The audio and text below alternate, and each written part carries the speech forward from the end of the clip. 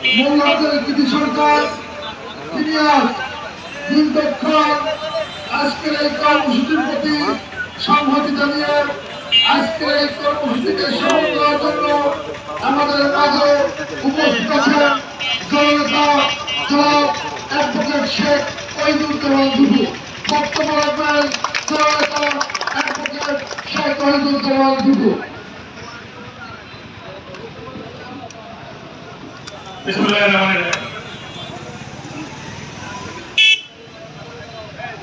অত্যন্ত আকস্মিকভাবে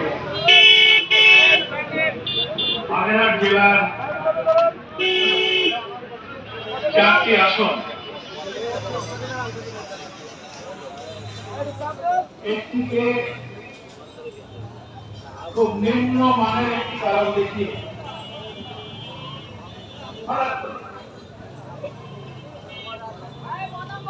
একটা নোটিশ দিয়েছে নির্বাচন কমিশন। আমরা সকালে ঘুম থেকে উঠে দেখলাম রামপাল এবং মৌলা এই দুটো উপজেলাকে নিয়ে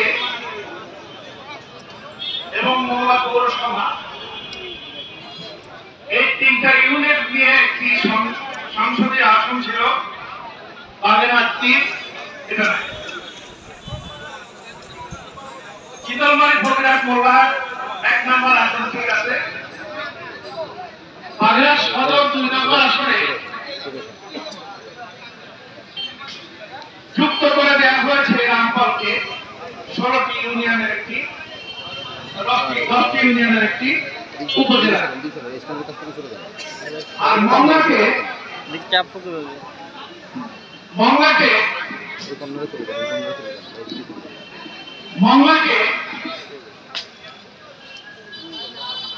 মরমানের সাথে যুক্ত করে দেওয়া হয়েছে। এর প্রতিবাদে আমরা জেলা থেকে আন্দোলন শুরু করি। সে আন্দোলনের ধারাবাহিকতায় আজকের এই কর্মসূচি অবরোধ এবং হরতাল। চলমান আলোচনা সভার সম্মানিত সভাপতি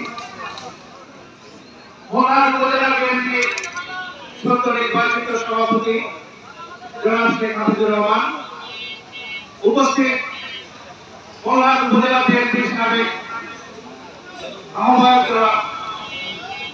আলহাজ সিংহ জামাল উদ্দিন, সাবেক সভাপতি চৌধুরী সেলিম আহমেদ, নির্বাচিত সাধারণ সম্পাদক জনাব হারুন রশিদ, সাবেক সাধারণ সম্পাদক জনাব শেখ সাহেদ আলী, অন্যান্য নেতৃবৃন্দ, জামাত ইসলাম, ইসলামী স্বাধীনতান্ত্রিক আন্দোলন, খেলাফত মজলিস সহ সংগ্রামে অংশগ্রহণকারী বিভিন্ন দল, পেশা এবং ব্যক্তি সম্মিলিত সর্বদলীয় সংগ্রাম পরিষদের সবাই উপস্থিত ভোলার উপজেলার বিভিন্ন শ্রেণী পেশা দলের ভাইয়েরা, আসসালামু আলাইকুম। বিষয়বস্তু খুব পরিষ্কার। আমরা হলাম জেলার মানুষ, আমরা একটু জেলা বসবাস করি। কেন্দ্রীয় পর্যায়ে যখন কোনো কিছু ভাগাভাগি হয় 300 সংসদীয় আসনের মধ্যে ভাগ করে দেয়া, বাগেরহাট 4টি আসনে ভাগ পায়। এখন ভাগ করে 3টে বানায় দেওয়ার বদল বাগেরহাট এরপর 3টে পাবে, 4টে পাবে না। তার মানে ওই যে উপজেলাগুলোকে অন্য জায়গায় ঢুকাই দিল, এরা মালুম হয়ে গেল এদের ভাগে কিছু নাই, এরা বিয়াবাস। এই বিয়াবারিশ ঘোষণা করা কোন ক্ষমতা চলমান নির্বাচন কমিশনের নাই। আমরা নির্বাচন কমিশনকে প্রতিপক্ষ ভাবি না, তারা আমাদের শত্রু, তারা সরকার। একটা আসন কমিয়ে দিলে নির্বাচন কমিশনের কোন ব্যক্তির কোন সুবিধা হবে না, কিন্তু নির্বাচন কমিশনের কোন লাভ নাই। একটা ভাড়ায় লাঠিপুর নিয়ে গেলি কোন একজন ব্যক্তির লাভ হতে পারে, নির্বাচন কমিশনের কোন লাভ। কিন্তু লোকসানটা হচ্ছে একটি জেলার সকল শ্রেণীর মানুষ। যার জন্য আপনারা আজকে হরতাল লেগেছে। কোন লোককে দাওয়াত করে আনা লাগে না,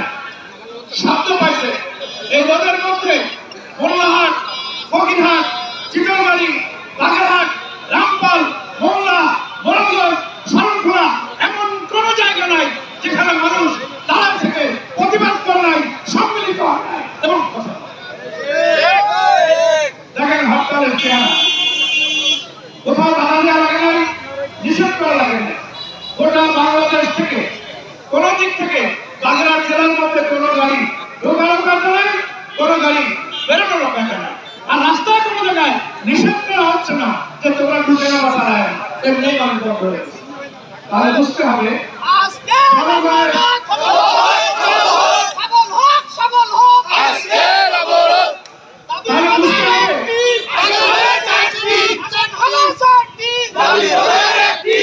তাহলে বিষয়টি স্পষ্ট, খুব পরিষ্কার। এই দাবি জনগণের দাবি। সরকার বা নির্বাচন কমিশন যদি কিছু করে স্বাভাবিক নিয়ম ছেড়ে জনস্বার্থে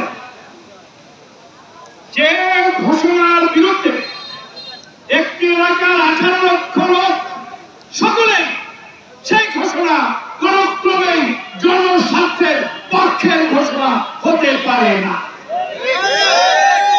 আমরা এটিকে আঞ্চলিকভাবে এবং মনে করি জাতীয়ভাবে একটি জনস্বার্থ বিরোধী ঘোষণা। এই জনস্বার্থ বিরোধী ঘোষণা অবশ্যই বাতিল করতে হবে। এই জনস্বার্থ বিরোধী ঘোষণা আমরা মানি না এবং আমরা মানব। আগামীকাল সকালে বাগেরহাট জেলা শীর্ষস্থানীয় নেতৃবৃন্দ, বিভিন্ন পেশার আমাদের এখানে সকালে বক্তৃতা করে গিয়েছে। বাংলাদেশ সরকারের সিনিয়র সচিব, ওনার বাড়ি বাগেরহাট। উনি অনেক সহজ সরল কর্মকাণ্ড করেন। ফরিদুল ইসলাম সাহেব উনি একসময় ম্যাডামের প্রোটোকল অফিসার ছিলেন। উনি বক্তৃতা করে গেছিলেন, ওনারাও থাকবেন। মশিউর রহমান সাহেব বড়গঞ্জের সিনিয়র সচিব, উনিও থাকবেন। আশাফুজ্জামান সাহেব বড়হাট বাড়ি অতিরিক্ত সচিব, উনিও থাকবেন। কবির আহমেদ সাহেব সাবেক সচিব, উনিও থাকবেন। আমরা এইভাবে গোটা জেলার সব শ্রেণীর পেশার মানুষ তারা ঐক্যবদ্ধ, তারা নির্বাচন কমিশনের কাছে যাবে। আমরা বিশ্বাস করি আমাদের এই আন্দোলন যে পর্যন্ত হয়েছে আর বাড়া প্রয়োজন হবে না। আগামীকাল অবশ্যই আমাদের যৌক্তিক বক্তব্যকে নির্বাচন কমিশন এবং সিইসি একমত পোষণ করে বাগেরহাট জেলার 4টি আসন মেনে নেবে।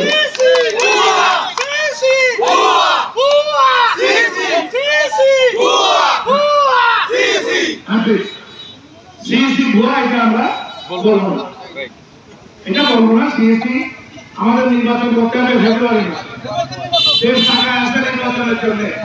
আমরা সিইসির কাছে বলছি একটা সুন্দর নির্বাচন দেন, ভোটে দাঁড়াই, বিএনপি ভোটে দাঁড়ার তোর ক্ষমতা অন্য কোনো হিসাবে কিছু নাই। অন্য দলে যারা আছেন তারা আমাদের সাথে আসেন, থাকবে, ইনশাল্লাহ একসাথে যাবো। জামাতের বাইরে যাবে, খেলাফত যাবে, সবাই যার যার জায়গা থেকে জয়লাভ করে ক্ষমতায় জায়গা হচ্ছে। ঠিক আছে? এখন আমাদের বক্তব্য হলো আমরা শান্তিপূর্ণভাবে আমাদের আন্দোলন শেষ করতে চাই। আজকে মোলাহাট সর্বদলীয় সংগ্রাম কমিটির উদ্যোগে চমৎকার একটি পরিবেশ তৈরি। আমরা এমনিতে বসতে পারি সব দল এক জায়গায়, আমাদের বসতে সমস্যা করি, কিন্তু কি চমৎকার একটা পরিবেশ। এই পরিবেশ মোলাহাট এই পুরো 1 বছরে প্রায় কখনো দেখে নাই। আমি এর জন্য যারা আজকে উদ্যোগ দিয়েছে, যারা অবস্থান নিয়েছে, যারা আয়োজন করেছেন, তাদেরকে সকলকে আমার ব্যক্তিগত পক্ষ থেকে, বাংলাদেশ জেলা বিএনপির পক্ষ থেকে, কেন্দ্রীয় বিএনপির পক্ষ থেকে আন্তরিকভাবে ধন্যবাদ, মোবারকবাদ এবং কৃতজ্ঞতা জানাই। মোল্লারবাসী যারা তো মোল্লার বিএনপি, তারা আগে তো মোল্লার বিএনপি নেতৃত্বে করছে, যারা তো মোল্লার বিএনপি নেতৃত্ব এখানে মোল্লার বিএনপি দিয়েছে অবশ্যই, এবং তারা সংযুক্ত সবাই। এই জন্য এখানে যারা আছেন সব রাজনৈতিক দলে আমরা সম্মিলিতভাবে, ছোট বড়কে এটা বড় কথা নয়, বড় কথা আমরা সম্মিলিতভাবে আমাদের দাবিকে প্রতিষ্ঠিত করার জন্য লড়াই করেছি। এই জন্য সকলের মর্যাদা একরকম, সকলে আমরা সমান সমান। আমি আপনাদেরকে এটুকু বলতে চাই, আগামীকাল ফলাফল আশা করি 12টার মধ্যে হয়ে যাবে। আমি বিশ্বাস করি, আন্তরিকভাবে বিশ্বাস করি 12টার মধ্যে আপনাদের কাছে খবর আসবে। ইলেকট্রনিক্স মিডিয়া এবং অন্যান্য মিডিয়া যারা এখানে উপস্থিত আছেন তাদের সকলেই আমাদের এই আজকে সকল কর্মকাণ্ডকে আপনাদের নিজেদের স্বার্থে এবং অঞ্চলের স্বার্থে যতটুকু পারেন জাতীয়ভাবে এর রিফ্লেকশন যেন আপনাদের থেকে আসে, যাতে সারা দেশ বুঝতে পারে মোল্লাহাট একটি অবিচ্ছেদ্য অংশ হিসাবে, মোল্লাহাট সম্মিলিত সংগ্রাম পরিষদ একটি শক্তিশালী অংশ হিসাবে মোল্লাহাট সর্বাত্মক হরতাল এবং অবরোধ পালন করেছে এবং জনগণ সম্মিলিতভাবে রোদের মধ্যে উপস্থিত থেকে প্রায় সারাদিন একটি কর্মসূচিতে অংশগ্রহণ করেছে অভ্যর্থনা। আমি আশা করছি 4টা পর্যন্ত আজকের এই কর্মসূচি আপনারা সকলে এতে অংশগ্রহণে থাকবেন, উপস্থিত থাকবেন এবং আমরা বিশ্বাস করি আগামীকাল আমাদের সমস্যার সমাধান হবে। যদি কোনো কারণে ব্যতিক্রম হয় কেন্দ্রীয়ভাবে আমরা কঠোর এবং কঠোরতম কর্মসূচি দিতে বাধ্য হব, যেটি ইসির জন্য ভালো হবে না। আমি এক কথা না বাড়িয়ে সকলকে ধন্যবাদ জানাই আজকের উপস্থিতি এবং সব নেতৃবৃন্দকে সব দলের সভাপতি একটু সমাধান মাহফুজ ভাই সাইবি আসি মাহফুজ ভাই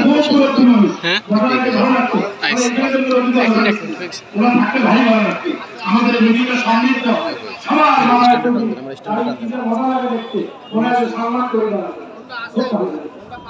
আমি আলহামদুলিল্লাহ সবাই আছে, সবাইকে থাকার জন্য অনুরোধ এবং আহ্বান জানিয়ে আমার কথা শেষ করছি।